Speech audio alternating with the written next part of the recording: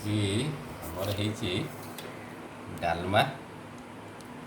ଡାଲମାଟା ଟିକେ ଭଲସେ ଟିକେ ଗୋଳେଇ ଦେବା। ଡାଲମାଟା ଟିକେ ଭଲସେ ଗୋଳେଇ ଦେଇକି ଟିକେ ଚକୁଡ଼ି ଦେବା। ଆଗେ ଚକୁଡ଼ି ଦେଇକି ଟିକେ ଗୁଣ୍ଡେ ନେଇଯିବା। ତାପରେ ବାଇଗଣଟା ଗୋଟା ଭଜା ହେଇଛି, ତାକୁ ଟିକେ ଏନ୍ଜୟ କରିବା। ତାପରେ ଯେଉଁ ଚକଟାଟା ହେଇଛି ଏଇଟାକୁ ଭଜା ଗୋଟେ ହେଇଛି, ବାଃ, ଅତି ସୁନ୍ଦର।